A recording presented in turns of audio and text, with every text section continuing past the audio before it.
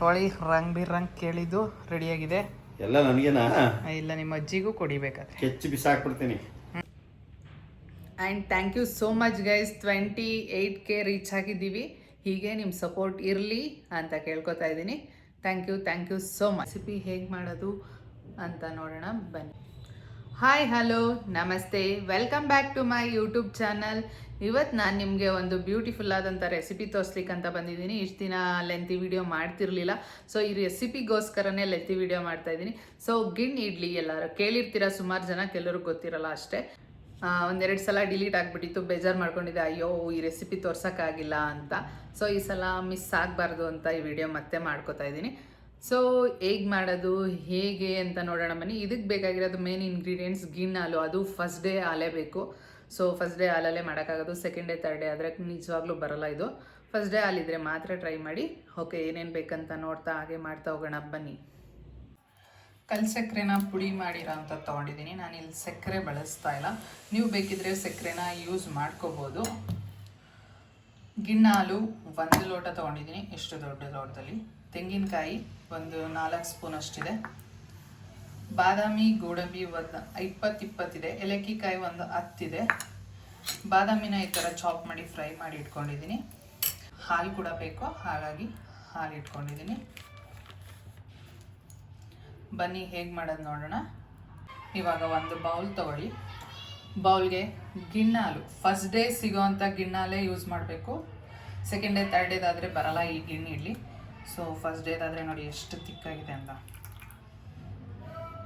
First ಡೇದೇ use ಮಾಡಬೇಕು, ಅದೊಂದು ನೆನ್ಪಿಟ್ಕೊಳ್ಳಿ. ಸೊ ಇವಾಗ ಇದೇ ಗ್ಲಾಸ್ ಮೆಷರ್ಮೆಂಟಲ್ಲಿ ಮಾಮೂಲಿ ಹಾಲನ್ನ ಯೂಸ್ ಮಾಡೋಣ.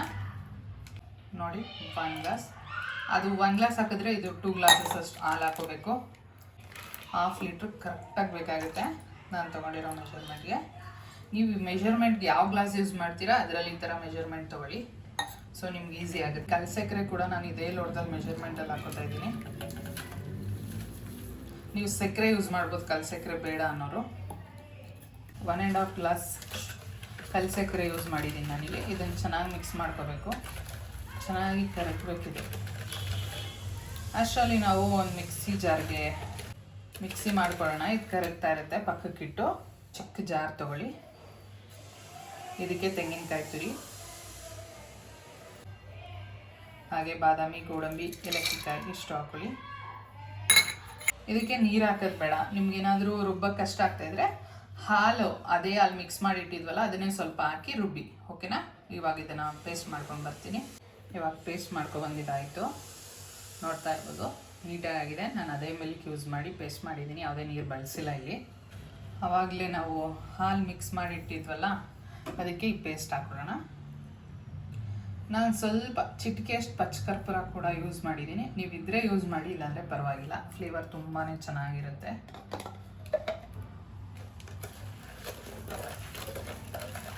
ಚೆನ್ನಾಗಿ ಮಿಕ್ಸ್ ಆಗಬೇಕು.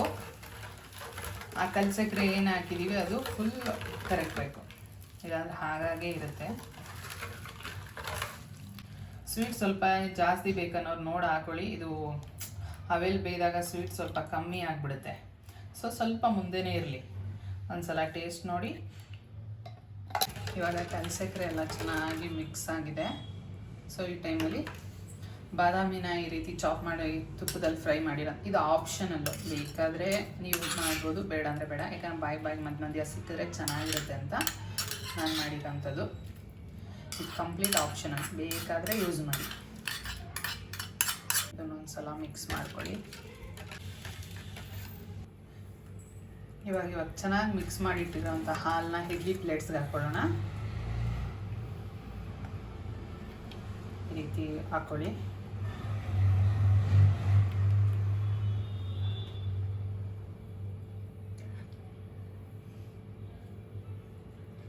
ನಿಮ್ಗೆ ಇಡ್ಲಿ ಪ್ರತಿ ಸಲಗೂ ಈ ಥರ ಮಾಡೋದು ಕಷ್ಟ ಅನ್ನೋರಿಗೆ ಇನ್ನೊಂದು ಮೆಥಡ್ ಕೂಡ ತೋರಿಸ್ತೀನಿ.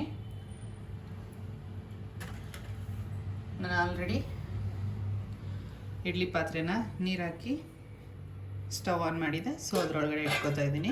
ಪ್ರತಿ ಪ್ಲೇಟ್ನೂ ಇದೇ ರೀತಿ. ಇವಾಗ ಇದನ್ನು ಕ್ಲೋಸ್ ಮಾಡೋಣ. ಇದು 10 to 15 ಮಿನಿಟ್ಸ್ ಬೇಯಬೇಕು. ಸೊ ಬಿಡೋಣ. ಮಿಕ್ಕಿರೋ ಎಲ್ಲ ಮತ್ತೆ ಅದೇ ರೀತಿ ಮಾಡ್ಬೋದು, ಇಡ್ಲಿ ಬಂದ್ಮೇಲೆ ತೆಗೆದು ಮತ್ತೆ ಹಾಕ್ಬೋದು. ಬಟ್ ಆ ಪ್ರೋಸೆಸ್ ಕಷ್ಟ ಅನ್ನೋರಿಗೆ ಈ ಥರ ಒಂದು ಸ್ಟೀಲ್ ಬೌಲ್ ತೊಗೊಳ್ಳಿ, ಅದಕ್ಕೆ ಇದನ್ನು ಮಿಕ್ಸ್ ಮಾಡಿರೋದನ್ನೆಲ್ಲ ಹಾಕೊಳ್ಳಿ. ಅಗ್ಲವಾಗಿರೋ ಪಾತ್ರೆ ಅಥವಾ ಕುಕ್ಕರ್ ಏನಾದರೂ ಸರಿ ತೊಗೊಂಡು ಸ್ವಲ್ಪ ಈ ಥರ ನೀರು ಹಾಕೊಳ್ಳಿ. ಇಡ್ಲಿ ಹೇಗೆ ಮಾಡ್ತೀವಿ ಅದೇ ರೀತಿ ಒಂದು ಈ ಥರ ಸ್ಟ್ಯಾಂಡ್ ಇಡಿ ಒಳಗಡೆ. ಆಮೇಲೆ ಹಾಲು ಹಾಕಿದ್ವಲ್ಲ ಆ ಪಾತ್ರೆನ ಹಿಂಗೆ ಇಟ್ಕೊಳ್ಳಿ ಸೆಂಟರ್ಗೆ. ಇದನ್ನೀಗ ಸ್ಟವ್ ಮೇಲೆ ಇಡೋಣ. ಈಗ ಸ್ಟವ್ ಮೇಲೆ ಇಟ್ಟಿದ್ದೀನಿ, ಇದಕ್ಕೂ ಲಿಡ್ ಕ್ಲೋಸ್ ಮಾಡೋಣ. 10 to 15 ಮಿನಿಟ್ಸ್ ಬೇಯಬೇಕು. ಸೊ ಎರಡೂ ಕೂಡ ಇವಾಗ ಒಟ್ಟಿಗೆ ಕುಕ್ ಆಗ್ತಾ ಇದೆ. ಸೊ ಎರಡು ಒಂದೇ ಸಲ ರೆಡಿ ಆಗುತ್ತೆ. ನಿಮ್ಗೆ ಇಡ್ಲಿ ಶೇಪ್ ಬೇಕನ್ನೋರು ಇಡ್ಲಿ ಪಾತ್ರೆಯಲ್ಲೇ ಮಾಡಿ, ಬೇಡ ಅನ್ನೋರು ಈ ರೀತಿ ಒಂದು ಪಾತ್ರೆಗೆ ಹಾಕಿ ಒಂದೇ ಸಲ ನೀವು ಎಷ್ಟು ಮಾಡಿರ್ತೀರ ಅಷ್ಟೂ ಒಂದೇ ಸಲ ಮುಗಿಸ್ಬೋದು. ಗೈಸ್ ಇವಾಗ ಹೇಗಾಗಿದೆ ನೋಡೋಣ. ನೋಡಿ ಹಾಗಿದೆ. ಇವಾಗ ಇದನ್ನು ಆಫ್ ಮಾಡೋಣ.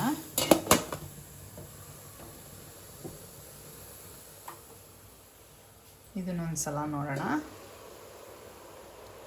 ಇದು ಬೆಂದಿದೆಯಾ ಬೆಂದಿಲ್ವಾ ಅಂತ ನೋಡೋಕ್ಕೆ ಒಂದು ಚಾಕು ಅಥವಾ ಕಡ್ಡಿ ಏನೋ ಒಂದು ಈ ಥರ ಹಾಕಿ ನೋಡಿ. ಅಂಟಿಲ್ಲ. ಸೊ ಫುಲ್ ಕುಕ್ ಆಗಿದೆ. ಸೊ ಇದನ್ನು ಕೂಡ ಸ್ಟವ್ ಆಫ್ ಮಾಡ್ಕೊಳ್ಳೋಣ. ಸ್ವಲ್ಪ ತಣ್ಣಗಾಗಲಿ, ಆಮೇಲೆ ತೋರಿಸ್ತೀನಿ. ಇವಾಗ ಎಲ್ಲ ಆಚೆ ತೆಗೆದಿಟ್ಟಿದ್ದೀನಿ, ಕೂಲಾಗಿದೆ ಸ್ವಲ್ಪ. ಇವಾಗ ಫಸ್ಟು ಇಡ್ಲಿ ತೆಗಿಯೋಣ. ಒಂದು ಸ್ಪೂನ್ ಸಹಾಯದಿಂದ ಜಸ್ಟ್ ಹಿಂಗೆ ಮಾಡ್ತಾ ಬನ್ನಿ. ಇಡ್ಲಿ ಹೇಗೆ ತೆಗಿತೀರ ಹಾಗೆ, ಬಟ್ ಇಲ್ಲಿ ನೀರು ಹಾಕಾಗಿಲ್ಲ ನೋಡಿ. ಬಂತು ಈ ಥರ. ಎಲ್ಲನೂ ಇದೇ ಥರ ತಗೊಳ್ಳಿ. ಇವಾಗ ಇದನ್ನು ತೆಗಿತಾ ಇದ್ದೀನಿ. ಸುತ್ತ ಈ ಥರ ಫಸ್ಟ್ ಒಂದು ಸಲ ಚಾಕುನಲ್ಲಿ ಇದು ಮಾಡ್ಕೊಳ್ಳಿ.